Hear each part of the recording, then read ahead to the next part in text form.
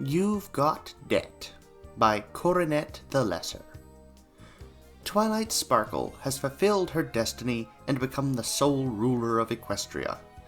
Unfortunately, at her first council meeting, she learns a terrible truth. Equestria is a bit of a mess. Chapter, the only.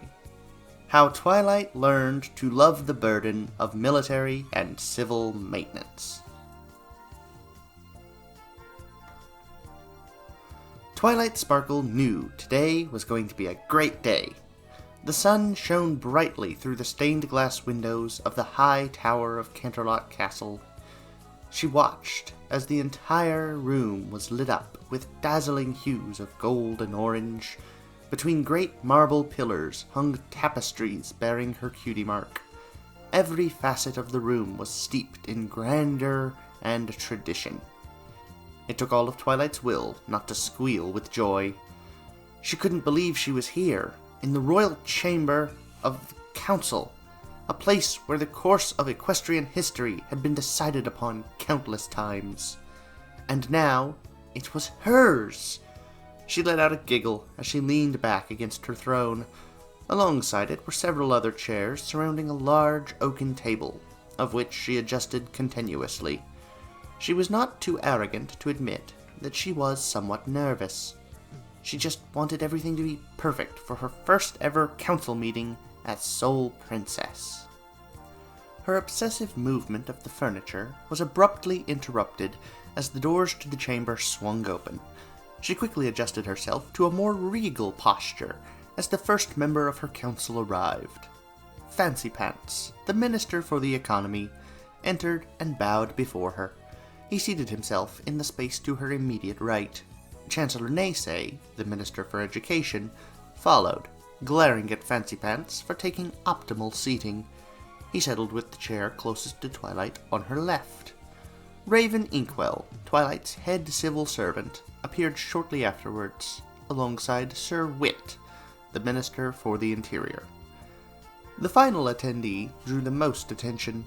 Tempest Shadow, the Captain of the Guard, moved with heavy and deliberate steps, her eyes ever forward, oblivious to the less than pleasant stares she received. She sat as far away from the other councillors as possible. "Good morning, every pony," said Twilight as her voice cracked. She coughed and started again. I am honored my loyal ministers have decided to attend the first of what I hope are many productive sessions. The pleasure is ours, Princess. We are honored to be at your disposal, said Fancy Pants. A murmur of agreement sounded out amongst the table. Well, I suppose we should get down to the small matter of running the country, Twilight said with a smile. We should start with the most pressing concern, the coronation. Twilight looked to Fancy Pants. While I'll be the first to admit it was a bit of a disaster, I presume the guests were at least satisfied? Ah, of course, Princess, Fancy Pants replied. The foreign representatives were overjoyed to be invited. He proceeded to draw up a thick set of papers, though perhaps it would be more prudent to address the expenses of the celebration. Of course, Twilight agreed. Hopefully things were not overly dear. Her ministers exchanged some anxious looks amongst one another. Unfortunately, Princess, the coronation was an extraordinarily costly affair. He sighed deeply. The stress upon the treasury was already greatly strained by the repairs to the castle. Twilight frowned. It will be necessary to borrow to cover the expense. Borrow? Asked Twilight with concern. Yes, Princess. Perhaps your brother and Princess Cadence would be willing to front us another loan. He adjusted his monocle. 100 million bits would suffice, at least in the short term. 100 million bits? Twilight gasped, her head slamming back against the throne. I can't ask them for that! Are you crazy? Twilight stopped herself. Breathed Twilight, I believe this course of action is ill-advised. But, Princess, the Crystal Empire has already loaned us substantial sums previously, he stammered. Surely another 100 million would not be presumptuous to request? Twilight's eyes bulged out at the implication. how much money do we owe them? Well, Princess, we owe the Crystal Empire roughly 75 billion bits, said Fancy Pants. What? Are you telling me the crown is 75 billion in debt? Demanded Twilight. No, Princess. Oh, thank goodness, said Twilight as she exhaled in relief. The crown is 600 billion bits in debt. This is impossible, sputtered Twilight. Her mane sprang up in several places as her once calm demeanor dissipated before an oncoming panic attack. Princess, if I may, Raven spoke softly, Princess Celestia was a wise and gracious ruler. She fiddled with her glasses nervously. However, she had archaic concepts related to market economics. I fear many amongst the previous administration felt it improper to challenge the princess on menial matters of government economic policy.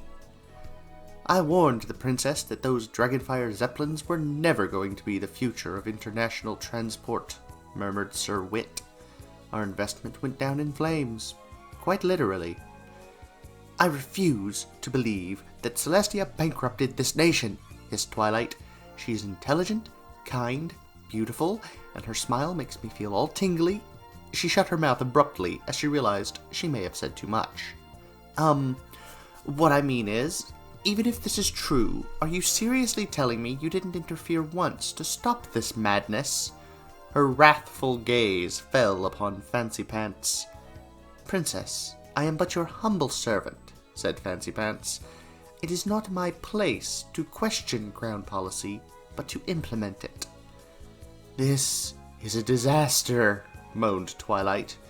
We need an immediate review of our financial situation. Perhaps in the future, Princess, but we must deal with the urgent concerns affecting the well-being of the nation, protested Fancy Pants.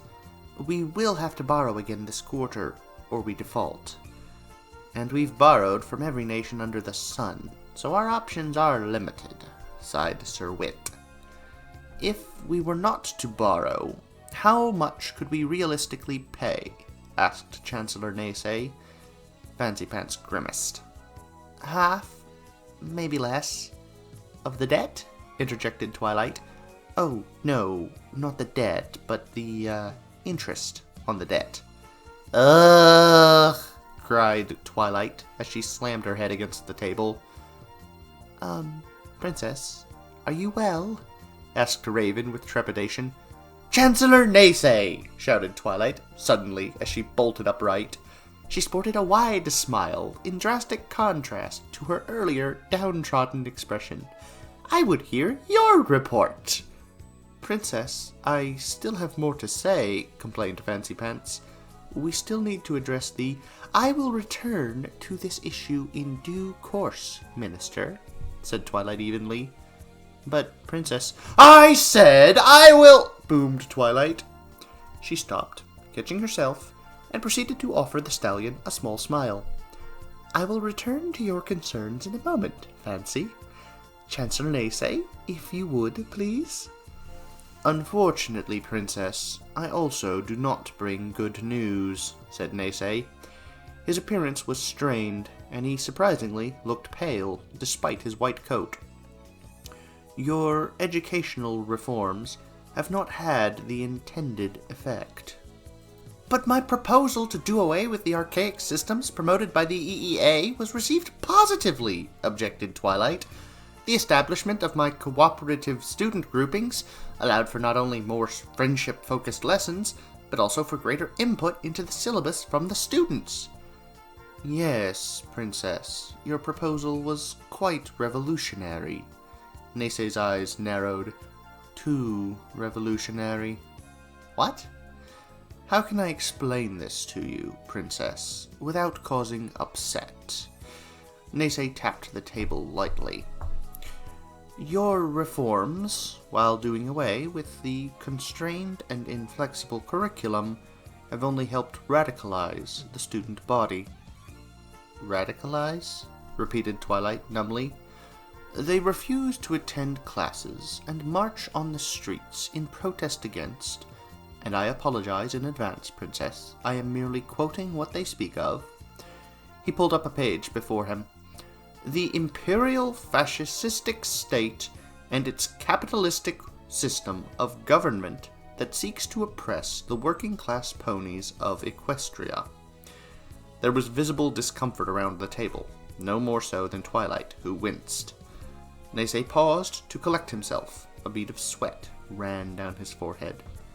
Headed by the depraved, despotic dictator, Twilight Sparkle. I see their alliteration skills have at least not been affected, huffed Sir Wit. I'm not a dictator, Twilight whined. A dictator centers all political power with themselves, often sharing that power amongst a small, loyal clique of followers to carry out their commands. We can all agree on nothing like that. Twilight spared a glance at her very privileged council. They did not meet their princess's gaze. Some coughed lightly, others found the floor suddenly very interesting. After several more moments of silence, Twilight furiously blushing in embarrassment, she continued. Moving on, who's next? She tried to steady herself by looking to a familiar face. Tempest! Yes, Princess, answered Tempest. I am glad you accepted your position, said Twilight, with notable appreciation in her voice. I understand this transition has not been easy. Tempest nodded curtly.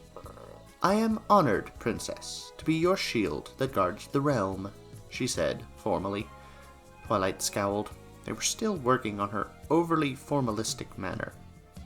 Your report, Captain? The lines of Tempest's mouth tightened significantly. Per your request, I have conducted a review of Equestria's security, said Tempest evenly. Consequently, I believe the Royal Guard, at present, are in a completely unacceptable state. There were audible gasps around the table. Twilight blinked rapidly in surprise. Excuse me? If I may speak freely, Princess. Twilight made no objection. The Royal Guard is no more a functioning armed force than your friend Pinkie Pie is a qualified accountant. Twilight sighed sadly. Pinkie was terrible with numbers. She initially thought a calculator was a curator for calendars. Training is slack, experience is absent, the general staff is full of either dithering old fools or inexperienced colts from the noble class, said Tempest. Considering its current state, I would not trust the guard with raiding a pantry, let alone defending the borders of our country. After all, the Storm King's forces practically just walked into Canterlot. Twilight reeled as if struck. It will take a decade to get the guard into a reasonable fighting condition. But my brother was captain of the guard, stated Twilight incredulously. He never mentioned problems like that being present. Princess Twilight, with all due respect, your brother is an excellent soldier and diplomat, but a commander he is not, snorted Tempest. I fear your brother's position may have had more to do with his relationship with a member of the Crown and the Crown's favorite than the merit of his command. A collective ooh sounded out from the council, who quickly fell silent before Twilight's dark glare. I resent the implication, Tempest, said Twilight heatedly, but I guess I can't fault you for your honesty. After all, I asked it of you. Twilight sat with her head bowed. Equestria was not just a mess. It was an absolute disaster. No wonder Celestia was so desperate to reform the elements of harmony. Her eyes fell upon the only minister still smiling, Sir Wit. How about you? Twilight rolled her eyes in exasperation. Let me guess. The real Grogar has returned, and his undead armies are currently picnicking in the countryside. Sir Wit let out a hearty laugh. Afraid not, Princess, but I do have good news for a change. Really? She asked, all too eagerly. Sir Wit nodded once, before waving a bashful hoof. I'm happy to announce that your Majesty's popularity ratings have never been higher. Twilight beamed. Well, at least she was liked. Assassination attempts on the crown are down 20%. Assassination attempts? Whispered Twilight, her smile immediately vanishing. Oh yes, all the time, he dismissively chuckled. Celestia was famous for the number of assassinations she survived. She never said anything about that, gulped Twilight. Oh no, it's not public knowledge. National security and all that good jazz. Sir Wit's joyous nature related to his work was not shared by his fellow ministers, who appeared uncomfortable. It seems that you have inherited your mentor's proclivity at being the center of such attempts. I mean, we foiled one just this morning. Wait a minute, this morning? Why wasn't I informed? Twilight felt like she was going to be sick. Oh, well, you are being informed, right now. Wit scratched his chin. I believe it was the old poison in the coffee cup. A classic one, that. But you said I was popular, snapped Twilight, a headache now thoroughly present. Why would ponies want to kill me? Oh, ponies love their princess, Wit said with mirth. But you are potentially the most powerful being on the planet. Not a surprise, someone out there wants you done in. He threw a file down on the table, containing several mugshots of ponies. Twilight did not know many of them, but much to her horror, there were some she also knew very well. Who knew the Quills and Sofas sales pony had a vendetta against her? Ah, even the assassins love you, princess, continued Wit. I've never seen them so remorseful about attempted murder before. Wit smiled happily and leaned back, clearly satisfied. I take these as positive developments. Oh, sweet divines! What have I got myself into? Cried Twilight, to no pony in particular. She began to wonder if now was a wise time to consider running away to a monastery. Yes, that sounded nice, she thought, living out the rest of her immortal life surrounded by peace, quiet, learning, and most important of all, books. But then again, she supposed she had a responsibility to fix this mess that was not entirely her fault. After all, had that not been Celestia's training? Princess, if we may continue to my briefing? Queried Fancy Pants, cutting off any further thoughts of sudden abdication. Sure, why not? Twilight said glumly. Well, before I was interrupted, I was about to announce that our current budgetary crisis may soon be partly relieved. Truly? Asked Twilight in surprise. Well, go on. Well, it is envisioned that Equestria can pay off half its outstanding debt thanks to the dowry payment for the upcoming wedding, he said. Twilight's eyebrows shot up in surprise. Wait a minute. Dowry? Wedding? Twilight looked bemusedly at her counsel. Who's getting married? Stony silence greeted her. I thought she knew, whispered Naysay under his breath to Raven, who began to slide slowly in her seat. Who? Asked Twilight again, to no response. Who?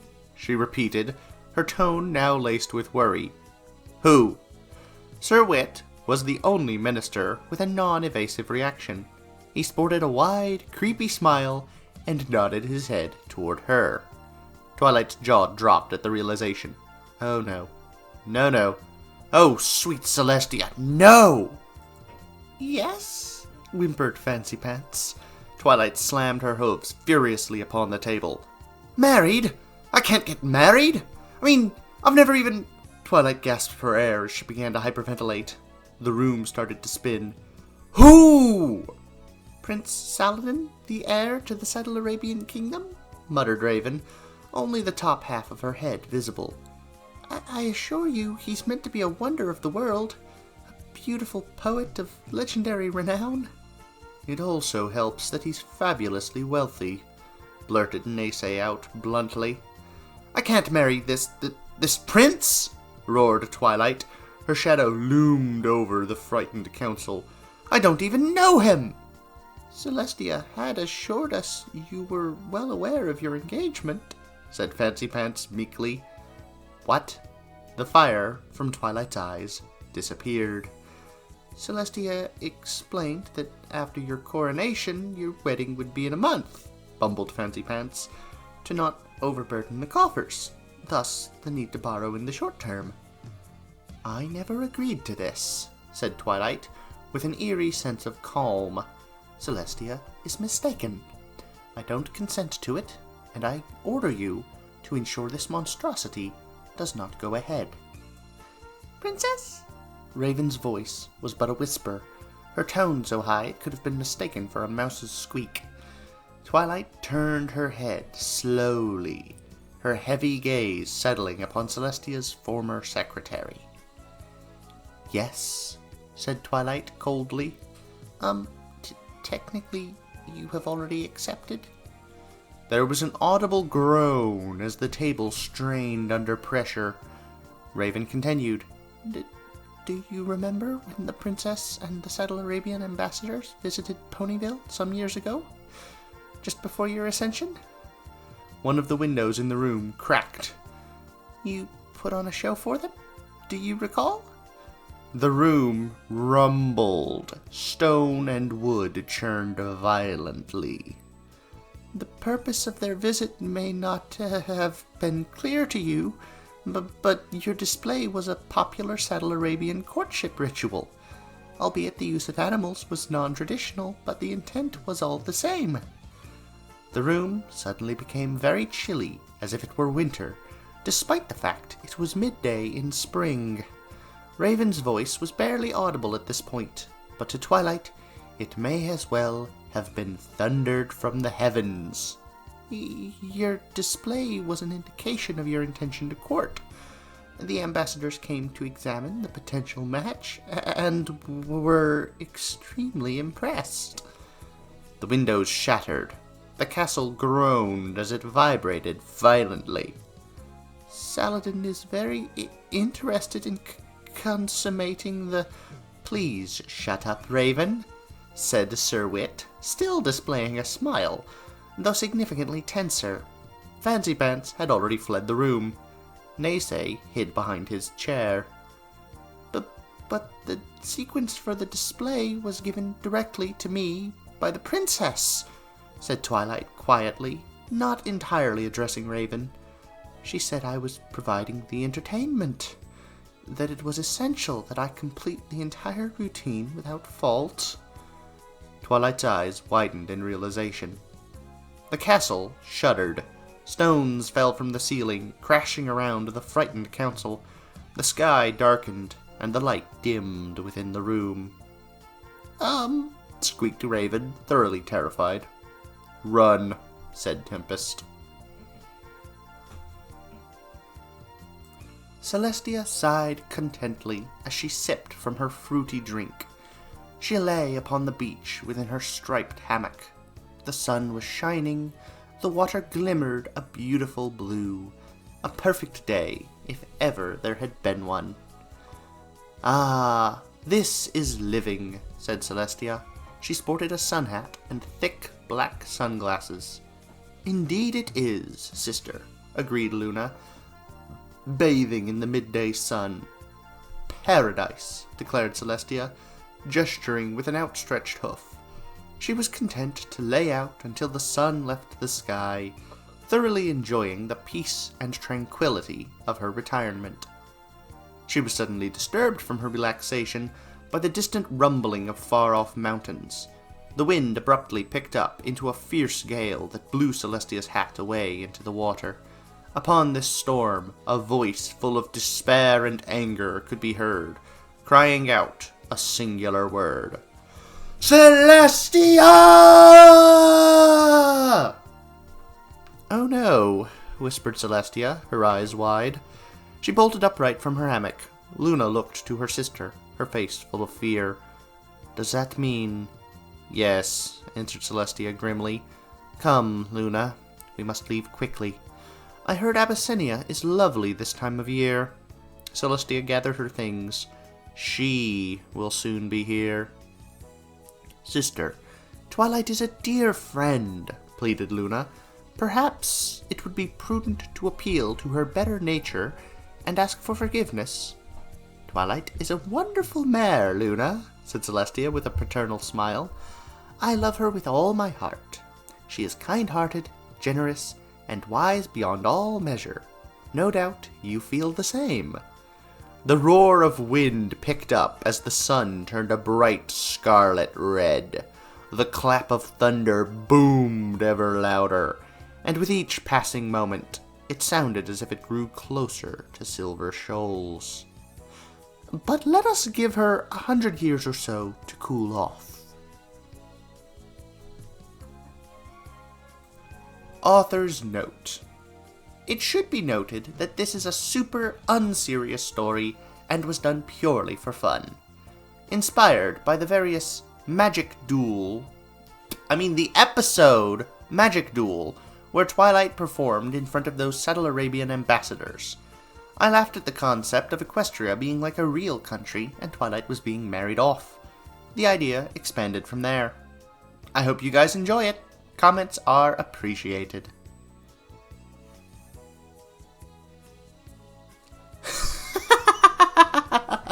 Oh, this was a fun one. I think perhaps Luna would be best off denying all involvement with this. Celestia's in a lot of trouble, but Luna didn't necessarily do anything. You can't prove it. She has no evidence Luna was involved. None. Luna, save yourself! This is one I read a while back, but I'd forgotten a lot of. It's good to come by occasionally. Thank you all for listening.